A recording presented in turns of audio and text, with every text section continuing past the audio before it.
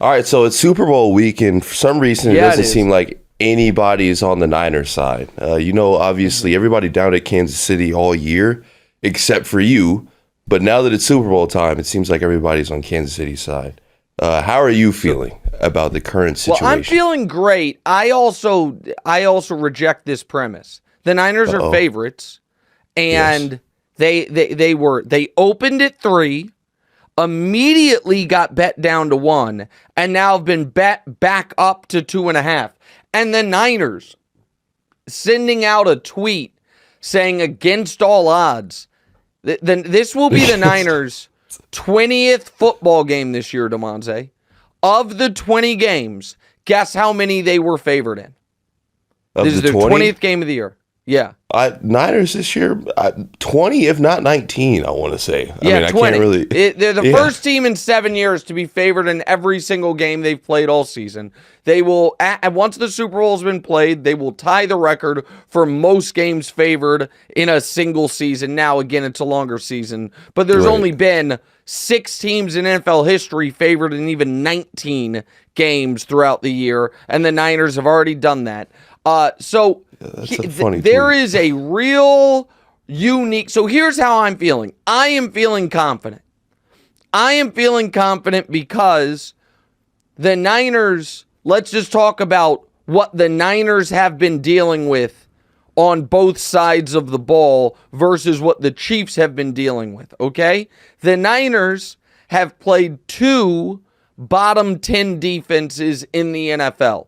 I would argue 2 of the worst defenses that made the playoffs in the Packers and the Lions. And Purdy looked shaky for the first 3 quarters of both of those games. All right? So that's the Niners offense, which has been kind of in fits and starts against mediocre to bad defenses. And now you are playing what I believe to be, well, what is undoubtedly one of the 3 best defenses in football, and I believe arguably the best defense in football. Now, the Niners' defense, on the other hand, has played Jordan Love in his second playoff game ever, and Jordan Love's good, but it was his second playoff game ever, and Jared Goff, who's good, but he's Jared Goff. And that defense looked like it was susceptible, certainly against the run, and had trouble wreaking havoc, had trouble getting pressure. Now they are playing the most talented quarterback to ever live. Now let's turn it around. The Chiefs, what defenses have they faced? Round 1, an injured, mediocre Dolphins defense, but in the 3rd coldest game ever played in NFL history. Round 2, the number 4 scoring defense in the league in Buffalo, granted dealing with some injuries on the road. Round 3, the defense everyone said was the best defense in the league, and now they get the Niners. Now, it's not as if the Chiefs defense wasn't the problem in the Ravens game. No, that you're right. Well, yes and no.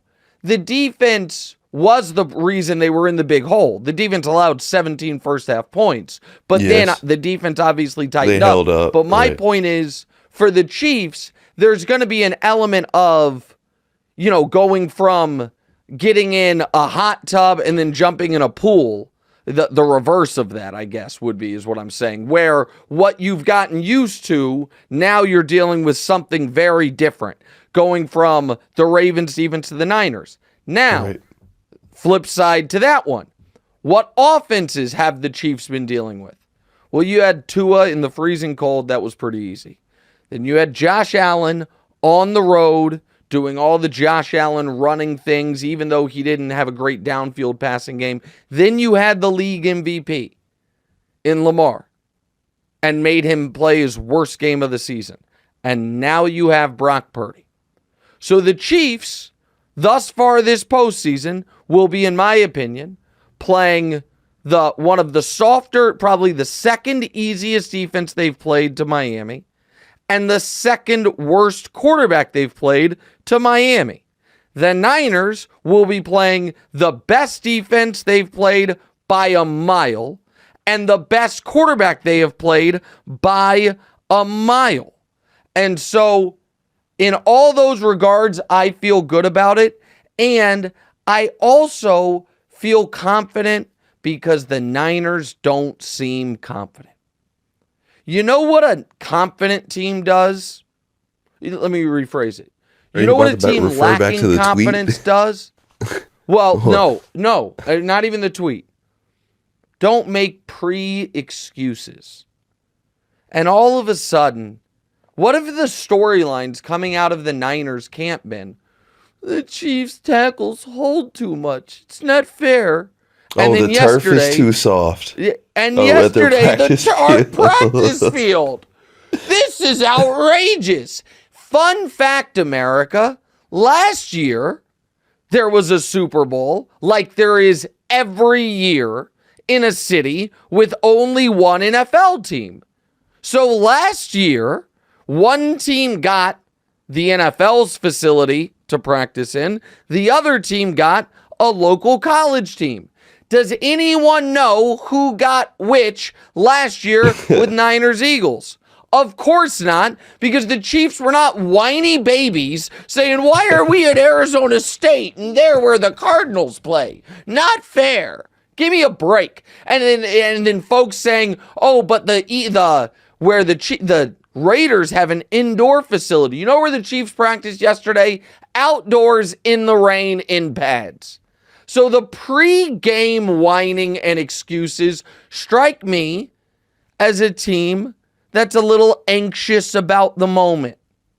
And so there are a lot of factors that favor Kansas City. And if you watched Media Night last night, it was very interesting. Just if we're going to do some body language doctoring, with Patrick Mahomes seeming to approach it as, all right, yeah, this is part of my annual schedule. 4 out of the last 5 years, I've dealt with one of these. I know what's coming. There's going to be a cute kid. They're going to ask me some gotcha questions. They're going to ask me some weird questions. I'm going to have to at some point address my dad's DUI, which is a real thing. That's I feel terribly for Patrick in a lot of regards. His family is constantly in the headlines for bad reasons, and he never is. But I think Patrick can compartmentalize and deal with it, but he knows it. And Purdy last night, totally understandably, had the look on his face of someone who kind of couldn't believe they were there. And I think it's similar to the look Patrick had his first time. This isn't a shot at Purdy. That was below the belt. No, I think anybody in their first Super Bowl, if they're a young player, it's a holy bright lights moment. Yeah, bright light, and it's like, wow, this is real, and this is happening. And that's where the experience matters. The experience of dealing with all of these things. And so, yeah, I am highly, highly confident right now going into the game.